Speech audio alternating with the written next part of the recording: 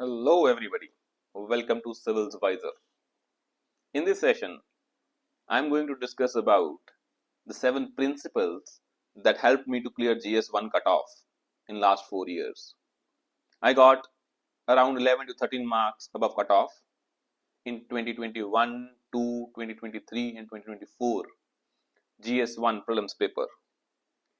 So these 7 principles includes that what sources one should study और उन sources को कैसे पढ़ना है, the how to integrate current affairs and static portion that I call as the linkage in between static and dynamic portion, the role of PYQs, the importance of test series, how to analyze your performance, and how to move from level 1, that is basic books, to level 2 and level 3, and the role of test series, PYQs, current affairs is to move one from level 1 to level 2 to level 3, and how to prepare oneself for your D-Day, because the preparation for D-Day is a process and you will develop those things in the process. It is not a one day कि paper से पहले ये कर लो और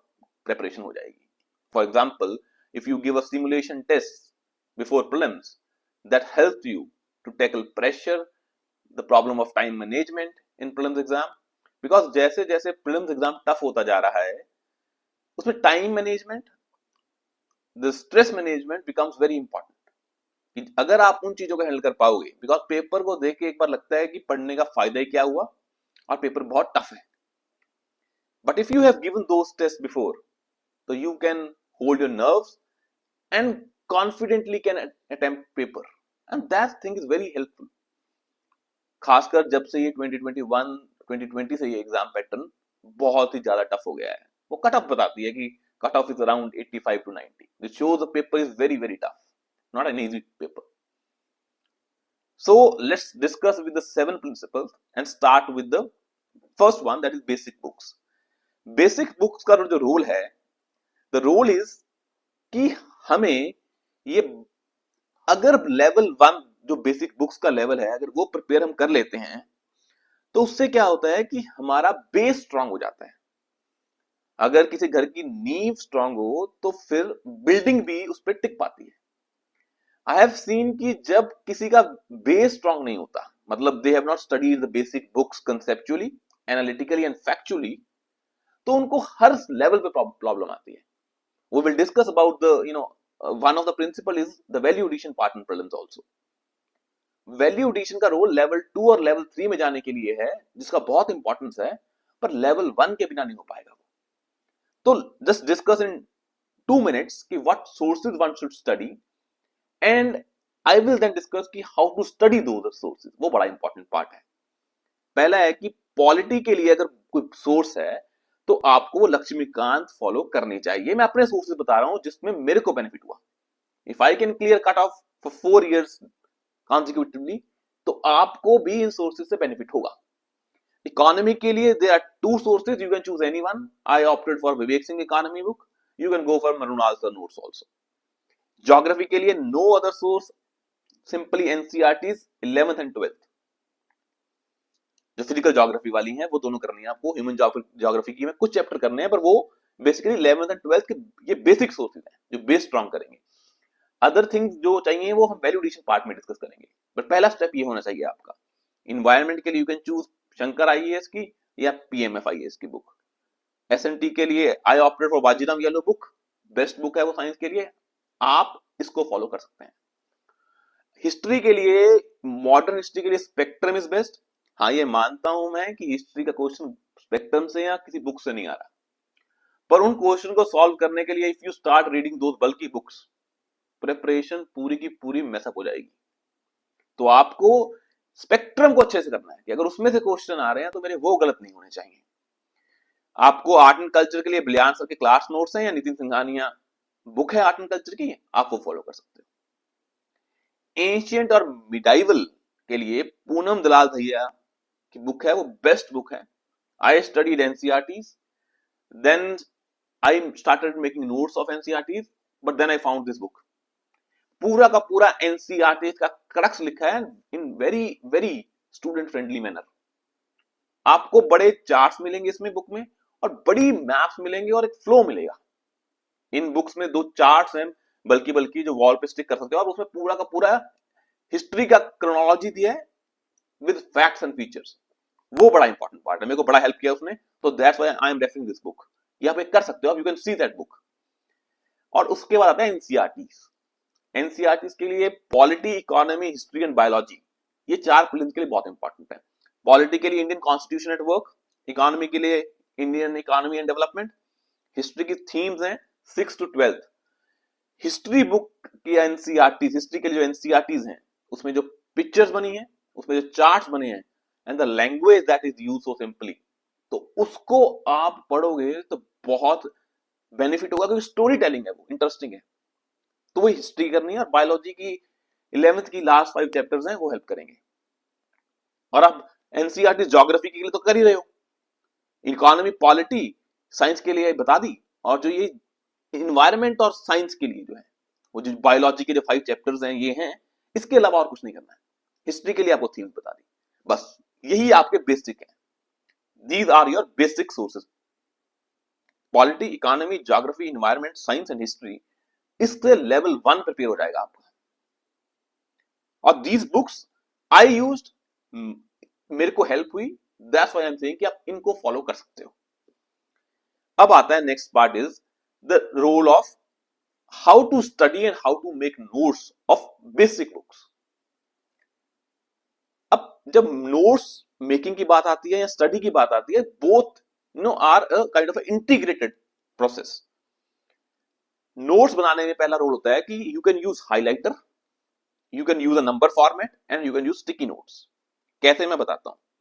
ये spectrum की book है, ये टॉपिक है for example Ghadar, the revolutionary phase में the Ghadar party and the Ghadar movement. When you see a kind of spectrum की book and when you study it, आपने एक पेज पढ़ लिया, उसके बाद आपने देखा कि इस पेज में मेरे को ये 15 फैक्ट याद करने हैं। फॉर एग्जांपल यहाँ पे मैंने 8 मार्क किए हुए। तो जब आप एक बार किसी चीज को मार्क कर दोगे कि गदर पार्टी कहाँ थी, क्यों आई थी, कौन से मेंबर्स थे, क्या मोटिव था, बाद में किसने ज्वाइन किया, इन पे क्या केसेस हुए थे, आपने एक वो उसको नंबर दे दिया। एंड व्हेन आपने स्टिकी नोट्स भी बना दिए ऊपर, उसको फोल्ड करके रख दिया। When you try to revise और highlighter, you use different colours, कि एक है हाइलाइटर जस्ट टू रीड, और एक होता है कीवर्ड्स को मार्क करने के लिए, you can use different colours to mark कि ये चीज इसको रिप्रेजेंट करती है, वो आपका अपना हुआ। और sticky notes two important things के लिए, या फिर वैल्यू एडिशन के लिए, जो हम आगे डिस्कस करेंगे। इन तीनों को यूज करोगे जब, उससे आपके अलग स्टिकी नोट्स भी बनेंगे, आपके नोट पैड भी यूज करोगे। आपने टेस्ट सीरीज में कोई चीज पढ़ी, आपने वो नोट पैड पे नोट की, और उसको पेज को निकाल के अपने बेसिक बुक्स में डाल दिया। आपने स्टिकी नोट्स में कोई चीज लिख रहे हो आप टेस्ट सीरीज में से, पीवाईक्यू में से, या करंट अफेयर मैगजीन से, और आपने वो स्टैटिक से लिंक करनी है, तो उसको आपने स्टिकी नोट को निकाला और बुक पे चिपका दिया। नोटपैड्स एंड स्टिकी नोट्स का जो इंपॉर्टेंस है वो इसलिए है कि that should be integrated into your basic resources. वो will discuss about the value addition कैसे करना है, because this is the fifth principle that I will discuss later. But ये स्टिकी नोट्स और नोटपैड्स का बड़ा यूज है। और I told you about highlighter, number format and sticky notes, कि आपको नंबर फॉर्मेट में चीजें याद करनी है। और ये क्यों करनी है? क्योंकि इससे होती है एक्टिव रिकॉलिंग, इससे होती है active recalling. Because this, for example, this is the Nitish Singhania book. आपने जनता की पेंटिंग के बारे में पढ़ा, आपने नंबरिंग कर दिया उसको, आपने नंबरिंग को रिवाइज किया, आपको देखा कि नहीं मेरे तो फर्स्ट एंड 6 पॉइंट मैं भूल रहा हूं, उसको रेड से मार्क कर दिया। ऐसे करने से आप एक्टिवली रिकॉल करोगे। बुक में से आपको इंपॉर्टेंट इंफॉर्मेशन निकालनी है पहली रीडिंग में, दूसरी रीडिंग में, फिर जब थर्ड और फोर्थ रीडिंग करोगे आप, तब आपको एक्टिवली रिकॉल करना है। और जो चीजें आप रिकॉल करने के बाद भूल रहे हो, you can mark it in red pen. तो इस तरह से ये एक्टिव रिकॉलिंग में प्रोसेस में हेल्प करता है। तो this is the way that how you should study resources. और एक चीज इंपॉर्टेंट है कि जब आप ये बेसिक बुक्स पढ़ रहे हो, एक मैपिंग होती है। Mapping is not just for geography, it's for environment, IR and history. आप जो ब्लैंक मैप्स होते हैं, अब वो लीजिए मार्केट से, या आपकी जो एटलस है उस पे मार्क करिए स्टिकी नोट से, पेन से। बट उसके बाद आपको एक ब्लैंक मैप्स लेके उसमें सारी की सारी इंफॉर्मेशन डालनी है। आपके पास एक मैप है, आपने उसमें लोकेशंस मार्क की, फॉर एग्जांपल एक प्रोटेक्टेड एरिया मान लो, there is X protected area, आपने वो मार्क किया कि इस स्टेट में है। फिर आपने ज्योग्राफी डाला कि इस रिवर से आसपास जा रहा है। फिर आपने देखा कि इस नेशनल पार्क के पास ये नेशनल पार्क है। आपने ज्योग्राफी पढ़ी, उसमें देखा कि उस ज्योग्राफी में जो पढ़ रहे हैं हम, ये क्लाइमेट है वहां पे। इन्वायरमेंट में देखा कि ये स्पीशीज मिलती है वहां पे। तो इस तरह से करना है, और क्या पता उस एरिया में कोई हिस्टोरिकल इंपॉर्टेंस भी हो, it my capital of some kingdom. तो जब आप इंटीग्रेटेड मैनर में मैपिंग करोगे, that is the most most beneficial exercise in prelims exam. Mapping से डायरेक्टली और इनडायरेक्टली यू कैन 10 से 15 क्वेश्चन पूछे जाते हैं। If you we are strong with maps, तो आपका बहुत बड़ा पोर्शन एक इफेक्टिव मैनर में तैयार हो जाएगा। आपको ब्लैंक मैप में सिर्फ लोकेशन मार्क नहीं करनी, उसके फीचर्स लिखने हैं बड़ी शॉर्ट फॉर्मेट में, ताकि आपके पास 100 या 200 ब्लैंक मैप्स हो पेपर से पहले, जिसको आप रिवाइज कर पाओ। और मैपिंग से when you mark those points, आपकी पिक्टोग्राफिक मेमोरी बन जाएगी कि ये चीज तो यहां पे थी। और प्रीलिम्स एग्जाम में when you see your options, वो कभी बार बहुत बहुत दूर होते हैं। आपकी पिक्टोग्राफिक मेमोरी बता देती है कि नहीं, मैंने तो ये यहां पे मार्क किया था, जो कि फॉर एग्जांपल वो मान लो साउथ में था और ऑप्शन है नॉर्थ वाले सारे। चाहे आपको एग्जैक्ट नहीं पता, पर आपको मैपिंग से ये हो जाती है कि यहां पे था ये। तो this exercise is very very helpful mapping की, ये प्रीलिम्स में बहुत इंपॉर्टेंट है। Now let's go to the second principle, that is the role of PYQs. PYQs की इंपॉर्टेंस को समझने के लिए पहले आपको ये समझना होगा कि 2024 का अगर पेपर देखो उठा के, और 2023 से पहले के पेपर, चाहे वो 1979 या 1994 के हों, कहीं से भी ले लो, कि कौन से थीम्स रिपीट हुई हैं, कि कौन से क्वेश्चन डायरेक्टली पूछे गए हैं और कौन से क्वेश्चन इनडायरेक्टली पूछे गए हैं। ये आपको देखना होगा ये एक्सरसाइज करके 2024 की। कि जब आप 2024 की एक्सरसाइज कर दोगे, तो आपको एक चीज समझ में आ जाएगी कि जो 2024 की एक्सरसाइज मैंने की है, उससे आपको कॉन्फिडेंस आ जाएगा कि पीवाईक्यू का इंपॉर्टेंस है। और इस पीवाईक्यू के इंपॉर्टेंस के लिए आपको यह भी समझना होगा कि जो पीवाईक्यू के इंपॉर्टेंस में सिर्फ यूपीएससी सीएससी के पेपर नहीं, सीएपीएफ, जियो साइंटिस्ट, एनडी और सीडीएस के पेपर्स भी आपको देखने पड़ेंगे। और उसके लिए अब यू कैन फॉलो 2020 4 से बैकवर्ड जाओगे तो 2014 से आप कर सकते हो, ज्यादा पीछे जाने की जरूरत नहीं है। But these exams also help कि भाई पेपर में क्वेश्चन किस तरीके से पूछे जाते हैं। यूपीएससी सीएससी तो आपको करना ही करना है, पर ये भी साथ में करना है। एंड पीवाईक्यूज का जो रोल है, आपको ये भी समझना है कि this is a continuous exercise. ये कोई पेपर से पहले करने वाली चीज नहीं है, ये पेपर के प्रोसेस जो आप पढ़ रहे हो तैयारी।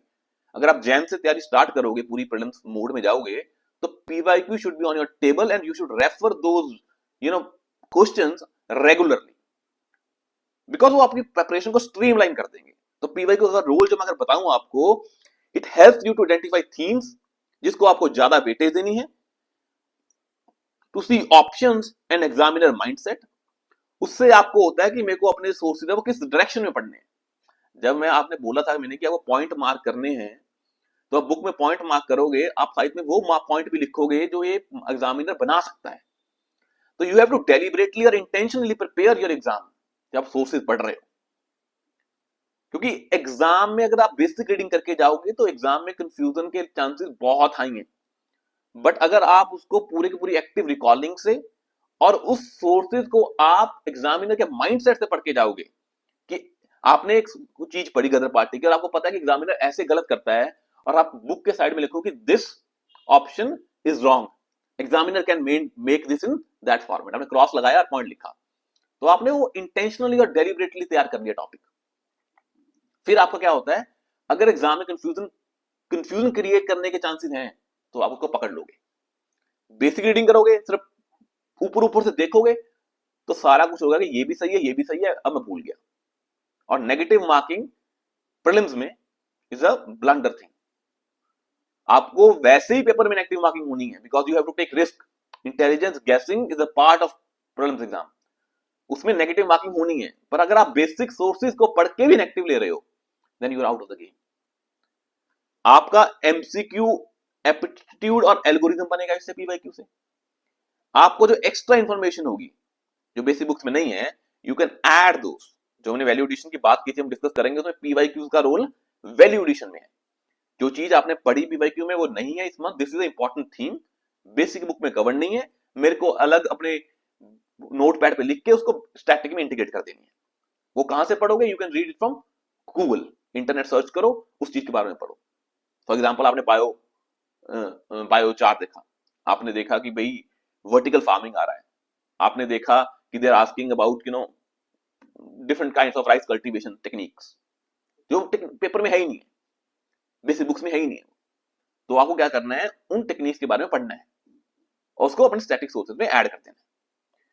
और एक चीज और समझ लो इसमें पीवाईक्यू एनालिसिस में कि information is the king, not elimination hacks. PYQs आपको लॉजिकल गेसिंग के लिए प्रिपेयर करते हैं, बट अगर आप सोचते हो कि ये एलिमिनेशन हैक्स हैं कि I can see those resources, कि उसको पढ़ के कि बस ये तरीके हैं कि नंबर गलत होता है, मिनिस्ट्री गलत होती है, फैक्ट्स गलत हैं, नॉट लिखा गलत है, कुछ भी ऐसे आप टेक्निक्स हैक्स बना के जाते हो, अगर उसको ब्लाइंडली फॉलो करते हो, 2 घंटे की वीडियो देखिए चले गए, उससे पेपर क्लियर नहीं होगा, because this is a shortcut thing. और शॉर्टकट को अपना माइंड कहता है कि शॉर्टकट प्रेफर करते हैं, क्योंकि hard work is a tough thing. Information के लिए you need to put hours into study and उस चीजों को एक्टिवली माइंड लगा के पढ़ना, और hacks will come in the process that will be a logical guessing. वो आपके खुद के बनाए होने चाहिए, आपका एनालिसिस होना चाहिए। सिर्फ हैक्स एक वीडियो देख के नहीं होगा, उन चीजों से बचिए, शॉर्टकट्स कोई फायदा नहीं होगा आपका। Information the king, basic books को पीवाईक्यू से स्ट्रीमलाइन कीजिए तो तैयारी अच्छे से होगी। अब अगला आता है प्रिंसिपल की रोल ऑफ टेस्ट सीरीज। अब टेस्ट सीरीज में एक चीज याद रखिए कि टेस्ट सीरीज का रोल जो है वो आपके एमसीक्यू एल्गोरिदम, इट मींस कि जब एग्जामिनर ऑप्शन सेट करता है पीवाईक्यू से बनाना है आपको, टेस्ट सीरीज को सिर्फ इंफॉर्मेशन के लिए यूज करना है। सो ये चीज बड़ी इंपॉर्टेंट है कि जो टेस्ट सीरीज का काम है वो एल्गोरिदम डेवलप करने का नहीं है, ऑप्शंस को एलिमिनेट करने के लिए नहीं है, उसका सिर्फ काम है इंफॉर्मेशन को गेन करने के लिए। अगर आप for example I use to give vision के टेस्ट, और पहले ये बता देता हूं कि टेस्ट के लिए आपको किसी एक इंस्टीट्यूट के पूरे टेस्ट होते हैं जो 35 या 40 होते हैं, वो पूरे सॉल्व करने हैं एक इंस्टीट्यूट के, और बाकी इंस्टीट्यूट्स के आपको फुल लेंथ टेस्ट करने हैं। फुल लेंथ टेस्ट मींस कि आपको जो उनके ओपन मॉक्स होते हैं या फुल लेंथ टेस्ट होते हैं वो निकाल लेके मार्केट से वो सॉल्व करने हैं। We will come to the simulation part of how to simulate yourself for the exam, but before that जब आप विजन के टेस्ट दोगे, कुछ टेस्ट देने के बाद आपको समझ में आ जाएगा कि ऐसे ऐसे ऑप्शन इस टेस्ट में बनते हैं, बट आपको वो चीज पेपर में अप्लाई नहीं करनी है। आपको टेस्ट को सिर्फ इंफॉर्मेशन के लिए लेना है, आपकी गलतियां देखने के लिए लेना है कि मेरी सिली मिस्टेक तो नहीं हो रही, पर वो जो एल्गोरिदम है कि एग्जामिनर के माइंडसेट को समझना है, उसके लिए you have to use PYQs. अब क्वेश्चन समझ में आता है कि भाई जो मॉक्स है उसके लिए आपको एक सिमुलेटर टेस्ट देने पड़ेंगे। इसका इंपॉर्टेंस क्या है मैं अब बताता हूं कि अब के एग्जाम में क्या इंपॉर्टेंस है। जब आई वाज गिविंग 2024 का प्रीलिम्स का एग्जाम, आई गेव विजन का अभ्यास प्रीलिम्स से था, बोथ जीएस 1 एंड 2 उसी फॉर्मेट में। अभ्यास I was giving it because मेरे जो जहां मैं रहता हूं वहां पे ये सेंटर अवेलेबल था और कोई नहीं था, तो मैंने ये दी। आप कोई भी दे सकते हो, क्योंकि इनका रोल ये है कि when you go 9:30 to 11:30 and 2:30 to 4:30, आप एग्जाम के लिए अपने आप को प्रिपेयर कर रहे हो, क्योंकि एग्जाम से 1-1.5 महीना पहले होते हैं और पूरे गैप में होते हैं 2 वीक्स। तो when you give 3 sets 9:30 to 11:30, 2:30 to 4:30, तो you prepare yourself for exam. तो ये डी डे में हेल्प करता है। डी डे में वो एक वीडियो देख के 15 मिनट की कि डी डे की प्रेपरेशन होगी, वो प्रेपरेशन नहीं। डी डे के लिए आपको पहले मेहनत करनी पड़ेगी। तो आई विल रिकमेंड कि आप एटलीस्ट 2 सेट ये पक्का दीजिए 9:30 टू 11:30 एंड 2:30 टू 4:30, ताकि आप एग्जाम के लिए प्रिपेयर हो पाए। और इनसे मार्क्स से डिमोटिवेट नहीं होना, क्योंकि लास्ट में किसी के मार्क्स इतने अच्छे नहीं आते कि बोलेंगे प्रेपरेशन अच्छी होगी, क्योंकि आपको इसका मोटिव समझना है इसको देने का। आपको एग्जाम के लिए तैयार होना है, ये मोटिव है, मार्क्स के लिए नहीं। Next thing is principle is how to do a current affairs part for prelims. देखिए मैंने पहले वीडियो में डिस्कस किया था कि newspaper is a must thing. अगर नहीं हुए तो उसका सब्स्टिट्यूट है कि आप उसका कंपाइलेशन पढ़ लीजिए, बट जितना हो सकता है न्यूज़पेपर पढ़िए। It's the must thing for prelims and mains. Reason is simple, prelims is becoming analytical and newspaper helps you to solve those questions. आपको जो चीजें नो पहली बार में देख के लगेंगे ये फैक्चुअल हैं, पर if you apply analysis part, आपको समझ में आएगा कि ये एनालिसिस से भी हो सकते हैं। और किसी एक इंस्टीट्यूट की आपको मैगजीन करनी है, वो मंथली करो या ईयरली करो, बट एक इंपॉर्टेंट थिंग है कि आप मंथली करिए, क्योंकि ईयरली में फिर वो इतना टाइम नहीं होता एनालिसिस का, सिर्फ आप रट्टे लगा लेते हो तो उसका आउटकम बड़ा कम है ईयरली का, ये प्रॉब्लम है। And when you study those newspaper और monthly magazine, internet searching is must thing. मैं एक चीज और बताऊं आपको, जो आप करंट अफेयर पढ़ ले हो, फॉर एग्जाम्पल जब मैं ये पढ़ता था तो आई यूज्ड टू मार्क, ये प्रीलिम्स के लिए इंपॉर्टेंट है, ये पॉइंट्स इंपॉर्टेंट हैं, उसको एक्स्ट्रा मार्क किया, हाईलाइट किया, नोट पैड में नोट्स बनाए, स्टिकी नोट्स बनाए, सब किया। और उसका आपने लिंकेजेस करनी है स्टैटिक की डायनेमिक के साथ, forward and backward linkages and PYQ linkages. जब आपने कोई चीज पढ़ी तो आपको देखना है कि पीवाईक्यू में ऐसा चीज पूछा जाता है, तो वो फर्स्ट होगी पीवाईक्यू लिंकेज। आपने करंट में कोई चीज पढ़ी, आपने देखा कि इसकी स्टैटिक से कोई लिंकेज है, वो होगी स्टैटिक और डायनेमिक की लिंकेज। आपने कोई चीज पढ़ी, आपने देखा forward and backward linkage means कोई चीज पढ़ी, उसका कंसेप्ट क्या है और उसका अप्लाइड पार्ट क्या है, वो होगी फॉरवर्ड एंड बैकवर्ड लिंकेज। किसी चीज को उसके आगे और पीछे क्या लॉजिक्स हैं उसको पढ़ना is a forward and backward linkage. Static dynamic में लिंकेजेस में आपकी बेसिक बुक्स हेल्प करेंगी, पीवाईक्यू लिंकेजेस में पीवाईक्यू की जो बुक होगी कोई आप लोगे वो हेल्प करेगी, फॉरवर्ड एंड बैकवर्ड लिंकेजेस में जो आपका इंटरनेट है उसमें सर्चिंग जो आप करोगे वो हेल्प करेगा। ये थिंग वेरी इंपॉर्टेंट है। और आपको कंपाइलेशन में ही मार्क करना है और स्टिकी नोट्स को यूज करना है, नंबर फॉर्मेट को यूज करना है, and you have to use note pads, जो चीज एक्स्ट्रा है उसको उसमें इंटीग्रेट कर देना है। तो आपके पास एंड में क्या होगा, जो आपने लेवल 1 में बेसिक बुक्स पढ़ी, आपने जो आप वैल्यू एडिशन कर रहे हो पीवाईक्यू में, करंट अफेयर में, टेस्ट सीरीज में, उसको आप अपनी बेसिक बुक्स या फिर जो मंथली कंपाइलेशन है उसमें ऐड कर दोगे। यही दो रिसोर्सेज में आपकी सारी इंफॉर्मेशन होनी चाहिए। टेस्ट सीरीज में कोई चीज पढ़ी, अपने जो टेस्ट की क्वेश्चन पेपर होता है उसमें लिखा और उसको अपने पॉलिटी के बुकलेट में डाल दिया, अगर पॉलिटी का टेस्ट था। अगर फुल लेंथ टेस्ट है तो उसमें से जो चीजें इंपॉर्टेंट आई उसको पॉलिटी में डाल दिया, इकोनॉमी डाल दिया, ज्योग्राफी में डाल दिया।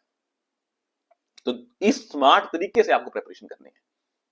अब नेक्स्ट चीज आती है, principle is how to do a value addition. वो मैंने आपको पहले बता दिया है कि टेस्ट सीरीज से जो आपको काम मिलेगा इंपॉर्टेंस, पीवाईक्यू से मिलेगा, इंटरनेट सर्च से मिलेगा, और कुछ सोर्सेज के लिए, स्पेसिफिक टॉपिक्स के लिए आपको डिफरेंट बुक से रेफर करना पड़ेगा। तो ये वैल्यू एडिशन का पार्ट है। ये value addition becomes very important, specially जब से ये पैटर्न चेंज हुआ है, उसमें इंटरनेट सर्च का इंपॉर्टेंस बहुत बढ़ गया है। You can use screenshots to save information, extra information. PYQ आपको थीम्स जो बुक्स में नहीं कवर है, टेस्ट सीरीज में कुछ एक्स्ट्रा इंफॉर्मेशन मिलती है। Specific topics for example GC Liang में क्लाइमेट का जो पूरा चैप्टर है, क्लासिफिकेशंस का, उसके फीचर्स का, वो डिफरेंट सोर्सेज, फॉर एग्जांपल आपको किसी कोचिंग के नोट्स में प्रोटेक्टेड एरियाज की कंपाइलेशन मिलती है, रामसर साइट की कंपाइलेशन मिलती है। इस तरह से अगर कुछ आपको वैल्यू रिलेटेड पार्ट मिलता है तो आपको वो रेफर करना है। तो these 5 things, test series, PYQs, internet search, different sources, जिसमें आपको कुछ इंफॉर्मेशन जो पहले किसी के एफर्ट लगे हुए हैं वो मिल रही है कि आपको अपने एफर्ट ना लगाने पड़े, या स्पेसिफिक टॉपिक्स जो एनसीईआरटीज में नहीं है या बुक्स में नहीं है, ये सारा पार्ट बनता है आपका लेवल 2 और लेवल 3 का वैल्यू एडिशन पार्ट का। और जो नेक्स्ट थिंग है वो है how to analyse your performance और प्रिपरेशन। देखिए एक चीज इंपॉर्टेंट है, अगर आप पढ़ रहे हैं और उसको एनालाइज नहीं कर रहे, it means you are not having a kind of any feedback mechanism. और feedback mechanism is important to rectify your mistakes in the process. अगर आप अपनी गलतियों को प्रोसेस में सही कर देंगे तो आपको एग्जाम के बाद ये करने की जरूरत नहीं है कि मेरी ये गलतियां हुई इसलिए नहीं हुआ तो अब चेंज करते हैं। तो प्रोसेस में रेक्टिफिकेशन इज इंपॉर्टेंट। अब ये जो एनालाइजेशन होती है ये 2 तरीके से होती है। You can analyse your preparation during preparation stage, you can analyze your mocks PYQs. तो आपको अपनी चीजें ऐसे एनालाइज करनी है। आपके एनालाइज का बेंचमार्क क्या होना चाहिए कि ये PYQs है, जो मैं पढ़ रहा हूं वो PYQ के साथ स्ट्रीमलाइन है, विच टाइप ऑफ क्वेश्चन मैं गलत कर रहा हूं अपनी टेस्ट सीरीज में, क्या मेरी रिमेंबरिंग की प्रॉब्लम है, रिकॉल की प्रॉब्लम है, क्या मैंने वो चीज पढ़ी ही नहीं है, क्या मेरे सोर्सेज को चेंज करने की जरूरत है, कितने क्वेश्चन मेरे को अटेम्प्ट करने हैं। तो जब आप अपने टेस्ट को, अपनी प्रिपरेशन को इन पैरामीटर्स पे जो आपको खुद बनाने पड़ेंगे जज करोगे, तो आपकी परफॉर्मेंस का एनालाइज होना आपको हेल्प करेगा। एक चीज और इंपॉर्टेंट है कि जब आप ये एनालिसिस करोगे तो you need a kind of कोई बायस नहीं होना चाहिए आपके माइंड में। For example I have seen कि जब आप कोई सिली मिस्टेक्स कर रहे हो एग्जाम में, और मान लो आपकी लैक ऑफ रिवीजन है, जनरली वी से कि ये सिली मिस्टेक होगी, क्या होती वो लैक ऑफ रिवीजन है। तो यू हैव टू डिफरेंशिएट कि सिली मिस्टेक्स क्या है, लैक ऑफ रिवीजन क्या है। अगर हर चीज लैक ऑफ रिवीजन के कारण सिली मिस्टेक्स हो रही है तो आपको रिवीजन पे फोकस करना है। सिली मिस्टेक्स अगर हो रही हैं, आपको रिवाइज भी था फिर भी गलती हो गई, फिर आप उसको सिली मिस्टेक्स में काउंट करिए। तो अब आपको बिना बायस से अपनी परफॉर्मेंस को एनालाइज करना है ये सारे क्वेश्चंस के फॉर्म में। आपको एक चार्ट बनाना है अपना PYQ। जब आप टेस्ट सीरीज दोगे, कितने क्वेश्चन अटेम्प्ट किए, कितने सही हुए, कितने गलत हुए तो क्यों हुए, हर टेस्ट में उसको इंप्रूव करना है। जब तैयारी कर रहे हो, हिस्ट्री पढ़ी, आपने देखा कि मेरी तैयारी में PYQ मेरे को सॉल्व हो रहे हैं, मेरे से टेस्ट सीरीज के क्वेश्चन सॉल्व हो रहे हैं, मेरे को रिकॉल भी हो रहा है, मेरी रीडिंग कैसी है। तो ये क्वेश्चन जब अपने आपसे पूछोगे तो इससे आपकी तैयारी, अगर कोई गलती हो रही होगी तो हर 10 डेज 20 डेज के बाद वो रेक्टिफाई हो सकती है। अगर आप उसी गलतियों करते रहे तो एग्जाम में गलतियां होंगी, फिर एग्जाम के बाद चेंज करना पड़ेगा। तो analyse your preparation and rectify those mistakes that you are doing is very important for prelims preparation.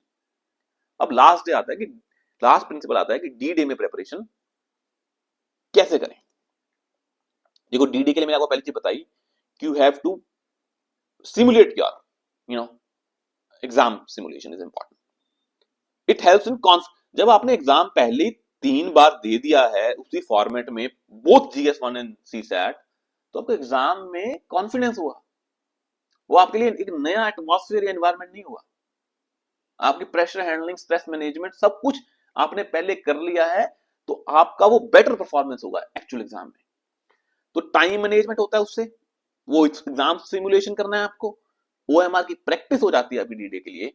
और you have to choose your center wisely and plan your break between GS1 and GS2. D-Day में और भी बहुत चीजें हैं, but I am talking about the things that are in your hand, जो आप अब करोगे। जब आप फॉर्म भरोगे, आपको सेंटर अच्छे से चूज करना है, आपको अपने प्लान का ब्रेक को प्लान करना है कि भाई मैं उस ब्रेक में बाहर तो नहीं बैठूंगा गर्मी में, because these things hamper your performance in the exam. और exam simulation, time management, OMR की practice, these are the D-Day preparations that you have to do.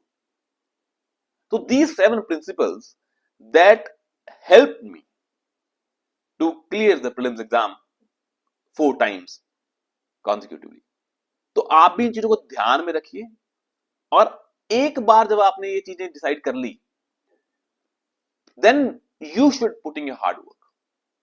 अभी नवंबर खत्म होने वाला है, you have approximate 185-190 days left. आपको अपने प्रिपरेशन को हर रोज 10 घंटे देने हैं, हार्ड वर्क करना है, और साथ में उस हार्ड वर्क को प्रॉपर स्ट्रीमलाइन करना है ताकि एग्जाम क्लियर हो पाए।